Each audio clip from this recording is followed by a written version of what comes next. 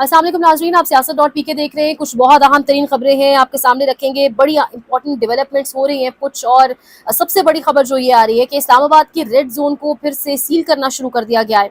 मार्का हक को भी 1 साल मुकम्मल हो चुका है। बुशरा बीबी की सेहत के हवाले से भी कुछ बहुत तशवीशनाक खबरें हैं। अचानक रात को उन्हें हॉस्पिटल लेके जाना, कुछ पुरअसरार सरगर्मियाँ अडियाला जेल के पास, और ये तमाम तर चीज़ें आपके सामने रखेंगे। लेकिन आगाज़ करेंगे अमरीका की एक सुप्रीमेसी, एक लॉर्डशिप, एक जो एक हेजमनी थी, यानी मिलिटरीली एक बड़ा खुद को सुपीरियर समझता था, वो इकोनॉमिकली बड़ा सुपीरियर समझता था। उस तमाम इकोनॉमिक और मिलिट्री हेजमनी को एक फुल स्टॉप लगाए, एक बहुत बड़ा धचका लगाए। और जिस तरीके से कुछ अब खबरें सामने आ रही हैं, यानी सब जान रहे थे, सब इस पर डिस्कशन कर रहे थे, सब इस पर बात कर रहे थे कि यूएस बेसिस और यूएस की जो एक इंटरफेरेंस है मशरिक वस्ता के अंदर, जो एक मिलिट्री खासतौर पर इंटरफेरेंस है बेसिस के हवाले से खासतौर पर लेकर, उसको एक फुल स्टॉप लगेगा। लेकिन इतना जल्दी लग जाएगा ये किसी ने सोचा नहीं था। डायनेमिक्स तब्दील जिस तरीके से हो रहे हैं, एक तो आप देखेंगे शुरू से लेकर अब तक जिस तरीके से अमेरिका बार बार हथियार डालने की कोशिश कर रहा है ईरान के सामने। अगर वो बात की जाए मुज़ाकरात की पेशकश भी अमेरिका कर रहा है ईरान को। अगर बात की जाए डील की, तो डील की बात भी बार बार, डेस्परेट भी अगर आप देखें दोनों साइड्स में से, तो ज्यादा अमेरिका है डील के लिए। अगर आप देखें बार बार, तो जंगबंदी की बात भी अमेरिका करता है, यानी जंगबंदी भी अमेरिका करता है। वो अलग बात है कि जंगबंदी करने के बाद जब वो कोई नया थ्रिल या एडवेंचर करने की कोशिश करता है, जो उसने ऑपरेशन फ्रीडम को अनाउंस किया, लेकिन उसके बाद जो खबर आ रही है, कतर, ओमान, कुवैत और सऊदीया ने अपनी बेसिस और अपनी एयर स्पेस इस्तेमाल करने से अमेरिका को मना किया ऑपरेशन फ्रीडम के अंदर। जिसके बाद ऑब्वियसली हमने देखा कि पहले तो चीज़ें बहुत बेहतर जा रही थी, लेकिन जब अचानक इस हफ्ते के आगाज़ में ऑपरेशन फ्रीडम अनाउंस किया ट्रंप ने, और कहा कि हम ह्यूमैनिटेरियन बेसिस के ऊपर इंसानी जो है एक असूलों को देखते हुए हम वहाँ से तमाम तर कश्तियों को निकलवाएंगे, जो लोग वहाँ पर फंसे हुए हैं उनको निकलवाएंगे। लेकिन फिर उसके बाद जिस तरीके से यूएस की नेवी शिप्स के ऊपर हिट किया ईरान ने, तो जिस तरीके से फुजैरा यानी यूएई को हिट किया ईरान ने, और अमेरिका अपने एलाइज को भी बचा नहीं सका, उसके बाद अमेरिका को एक साफ एक सीधा रिफ्यूजल आया कुवैत, ओमान, सऊदीया और कतर की जानिब से कि हम अपनी बेसिस इस्तेमाल नहीं करने देंगे और ना ही हम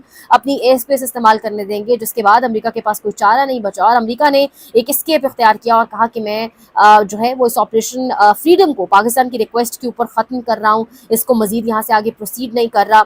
और इसके बाद ही साथ ही एक 14 पॉइंट्स मेमोरेंडम की बात होने लग गई। कहा जा रहा है कि एमओयू है जो गालिबन साइन हो सकता है, जिसके ऊपर ईरान और यूएस काम कर रहे हैं। 14 नुकाती आपका ये एजेंडा है, मेमोरेंडम है, और इसमें कहा यह जा रहा है कि एक तो यूरेनियम एनरिचमेंट पर अगेन बात होगी, स्ट्रेट ऑफ हॉर्मुज खोल देगा ईरान, ब्लॉकेट हटा देगी यूएस की नेवी, और उसके बाद नेवल ब्लॉकेट हट जाएगा यूएस की जानिब से। और फिर उससे मोस्ट इंपॉर्टेंटली जो न्यूक्लियर वाला एक मुद्दा है, जो टॉपिक है, उस हवाले से कहा जा रहा है कि एनरिचमेंट जो है वो 12 से 15 साल तक नहीं होगी। Iran is going to ship out its stockpile, snap inspections and a ban on underground facilities, ये तमाम तर चीज़ें। और फिर साथ ही ट्रंप ने दोबारा कह दिया कि अगर अब भी ना माना मैं बॉम्बिंग स्टार्ट कर दूंगा। अब इस पर दो चीज़ें हैं, अगर आप तमाम तर सीआईए के एनालिस्ट को उठाकर देखें, वेस्टर्न मीडिया के एनालिस्ट को उठाकर देखें, उनके डिफेंस एनालिस्ट को उठाकर अगर आप देखें, तो वो सब के सब कह रहे हैं कि एक तो ये ट्रंप के यू टर्न्स बहुत हैं।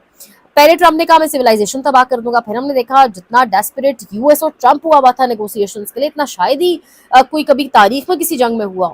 फिर अभी दोबारा से ट्रंप ने धमकी दे दी, लेकिन ट्रंप ने एक तो ट्रंप इस जंग को लंबा चला नहीं सकता, चाइना विजिट, सेकेंडली ट्रंप को अपनी कांग्रेस से इजाजत लेनी पड़ेगी, और कांग्रेस से जब वो इजाजत लेने गया तो कांग्रेस ने उसको साफ इनकार कर दिया और कहा कि 60 दिन के अंदर अंदर ये जंग खत्म होनी चाहिए। अब ट्रंप ऑपरेशन एपिक फ्यूरी, तो सेक्रेटरी स्टेट मार्को रूबियो भी सामने आके कह चुका है कि वो खत्म हो चुका है। अब ये जो सारा कुछ है, अब अगर आप ये कर्नल लैरी हैं, अगर आप इनके तज्जिए को सुने, बिल्कुल लेटेस्ट तज्जिया है, एक साबिक अफसर है, साबिक मिलिट्री अफसर है, यूएस की आर्मी के अंदर काम कर चुके हैं, वो कह रहे हैं कि ये जो नेगोशिएशंस हैं, they are nothing but they will be a launch pad for escalation. वो कह रहे हैं कि कुछ भी नहीं होगा, इनसे मजीद बल्कि एक लड़ाई बढ़ेगी, क्योंकि अगेन जो हमारे सामने कंडीशंस आ रही है, जो डोनाल्ड ट्रंप ने रखी है, अगर ये माना गया तो ठीक है, वरना हम बहुत बुरी तरह से अब बॉम्बिंग शुरू कर देंगे।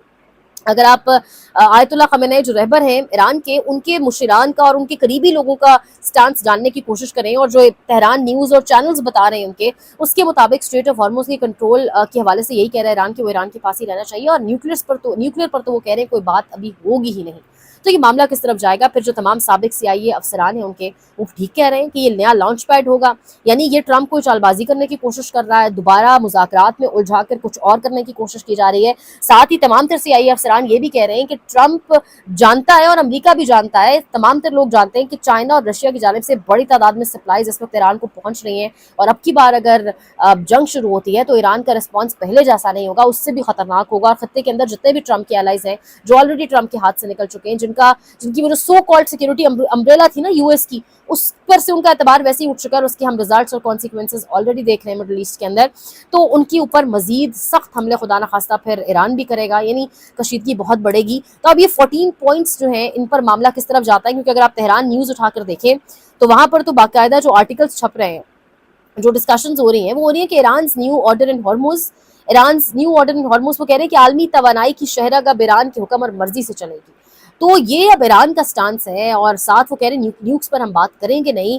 چیزیں کس طرف جاتی ہیں obviously وہ سامنے آ جائے گا, لیکن یہ 12 نکاتی معاملے کے اوپر جو ڈسکشن ہے اس کے بعد 8 سے 9% تیل کی قیمتوں میں فوراً سے کمی آئی ہے, جو ایک دم سے ایک سرج آیا تھا, ایک بڑھ گئی تھی قیمتیں ہفتے کے آغاز میں ایک ٹرمپ کے دوبارہ سے ایک نئے پنگے کی وجہ سے, ان میں دوبارہ سے ایک کمی آئی ہے, مارکیٹس فوراً ریاکٹ کرتی ہیں. اسلام آباد کا ریڈ زون دوبارہ سیل ہو چکا ہے. کچھ لوگ بتا رہے ہیں کہ سیکیورٹی نہیں, یعنی فوج نے باقاعدہ سیکیورٹی سنبھالی ہوئی ہے وہاں پر, دوسرے صوبوں سے فورسز بھی طلب کی جا رہی ہیں. تو دوبارہ سے یہ اسلام آباد میں مذاکرات ہوں گے, 2 وینیوز اس بار ڈسکس کیے جا رہے ہیں, اسلام آباد یا مائٹ بی جنیوا. تو اب یہ کہاں پر ہوتا ہے تمام تر معاملہ یہ ہم دیکھیں گے. ساتھ ہی ساتھ امپورٹنٹلی مارکہ حق کو آج 1 سال مکمل ہو چکا. بھارت نے ایک گھٹیا نیچ دشمن نے پاکستان پر حملہ کیا تھا, اور حملے کا جو سب سے زیادہ آپ کا بدبودار حصہ تھا, جو سب سے زیادہ گھٹیا پارٹ تھا, وہ تھا آزاد کشمیر کی ایک مسجد کے اوپر حملہ کرنا. جنگوں کے بھی کچھ اصول ہوتے ہیں, لیکن obviously جب دشمن اتنا گرا ہو تو وہ پھر کچھ بھی اصول فالو نہیں کیے جاتے.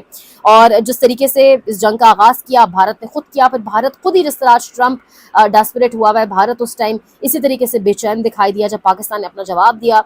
تو بھارت پھر اس وقت سیز فائر کے لیے, جنگ بندی کے لیے بے چین دکھائی دیا, اور اس کے بعد سے لے کر آج تک بھارت واپس دل تو بہت کر رہا ہوگا لیکن کوئی چھیڑخانی پاکستان کے ساتھ کر نہیں سکا. اسی حوالے سے ایک پریس کانفرنس بھی اس وقت چل رہی ہے D G I S P R کی, اور ان کے ساتھ ایئر فورس اور نیوی بھی موجود ہے. مارکہ حق کے حوالے سے سیکیورٹی فورسز کا ایک بہت بڑا کارنامہ. یہ ساری سچویشن تو اپنی جگہ پر موجود ہے, اور اس کو ہم سیلیبریٹ بھی آنے والے دنوں میں سب کریں گے. یہ 2-3 دن سیلیبریشنز چلتی رہیں گی. لیکن پاکستان میں سابق وزیر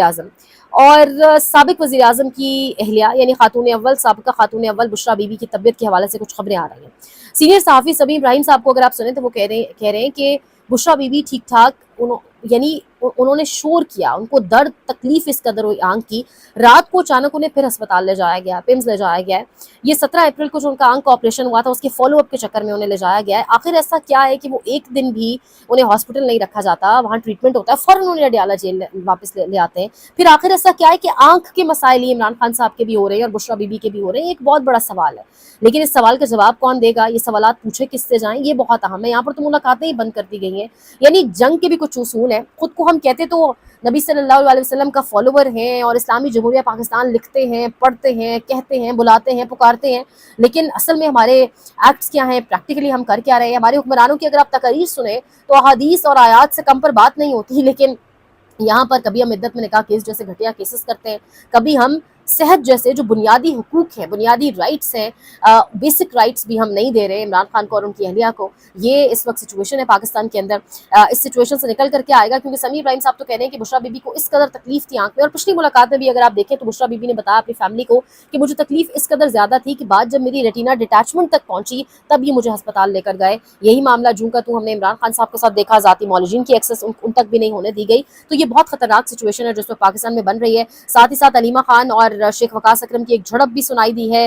واٹس ایپ گروپ کے اندر علیمہ خان نے شیخ وقاص کو کہا کہ آپ ایک بار اڈیالہ جیل آئیں تو صحیح. یہ علیمہ خان صاحبہ نے آج واٹس ایپ گروپ میں, جو پارٹی کی اہم شخصیات کا واٹس ایپ گروپ ہے اور اس میں کافی پارٹی کے لوگ سارے ہی تمام ہی بڑے لوگ اور ایم این ایز اور سب لوگ اہم ترین شخصیات جتنی بھی ہیں وہ ساری اس واٹس ایپ گروپ میں موجود ہیں. اس میں پارٹی سے ریلیٹڈ ڈسکشنز ہوتی ہیں. اس میں علیمہ خان صاحبہ نے لکھا کہ سب لوگوں کو اڈیالہ آنا چاہیے, سب لوگ اڈیالہ آئیں, گرفتاریوں سے نہ ڈریں, گرفتاریوں سے تحریک کو طاقت ملتی ہے. ویسے بھی ہم وہاں پر موجود ہیں, آپ کی مائیں بہنیں وہاں پر کھڑی ہیں جو آپ کو گرفتار ہونے سے بچائیں گی. شیخ وقاص صاحب, پھر انہوں نے شیخ وقاص کو مخاطب کر کے کہا, یہ تو چلیے انہوں نے جنیرک بات کر دی سب کے لیے, اکثر وہ کہتی رہتی ہیں علیمہ خان صاحبہ, لیکن پھر انہوں نے شیخ وقاص کو سب میں مخاطب کیا پورے گروپ میں سے, اور کہا کہ شیخ وقاص آپ بھی نہ ڈریں, गिरफ्तारी से डर लगता है तो सीएम की गाड़ी में बैठकर आ जाएं। ये बात उन्होंने जब कही कि चीफ मिनिस्टर की गाड़ी में बैठकर आ जाएं, अगर आपको गिरफ्तारी से डर लगता है, इस तरह आप गिरफ्तार नहीं होंगे। फिर ये भी कहा कि जो लोग गिरफ्तार होने से डरते हैं उन्हें पता होना चाहिए कि उनकी माएँ बहनें वहां पर खड़ी हैं, उनकी हिफाजत करेंगी। तो शेख वकास अकरम को यह बात नागवार गुजरी कई हवालों से। एक तो उनको यह बात इसलिए नागवार गुजरी कि शेख वकास जो हैं वो चूंकि इश्तहारी हैं, और इश्तहारी के मंजर-ए-आम पर आने का मतलब उसकी गिरफ्तारी है। जैसे जो क्या आलिया हमजा हैं, अगर आप डरते हैं, आप वज़ीर आला की गाड़ी में बैठकर ही आ जाएं, आपको आपकी माएँ और बहनें वहाँ पर गिरफ्तार नहीं होने देंगी। लेकिन ये गैरत से आ रही लीडरशिप है। आपको कहीं भी इमरान खान और उनकी अहलिया की सेहत के हवाले से आवाज़ उठाई देते दिखाई नहीं देंगे। बड़े बड़े नाम थे ISF के, पता नहीं क्या कुछ, बड़े बड़े तुर्क थे, तुर्क के पत्ते थे, और बड़े पता नहीं कौन कौन इमरान खान ने भी नॉमिनेट किया, वज़ीर आला नए लगे, सब कुछ हुआ, लेकिन सबकी कारकर्दगी ग्राउंड के ऊपर क्या है ये हमारे सामने है। हम देख भी रहे हैं जो सारी सिचुएशन है।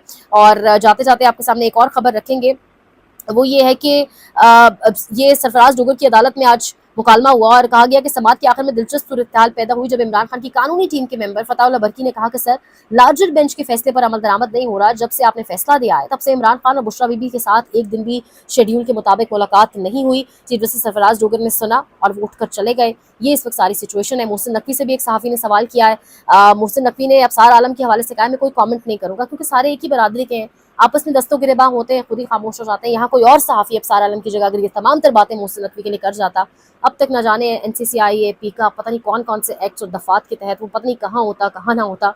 लेकिन अभी एक ही बरादरी के लोग हैं तो हर चीज़ माफ़ है। बहरहाल देखते रहिए siyaasat.pk।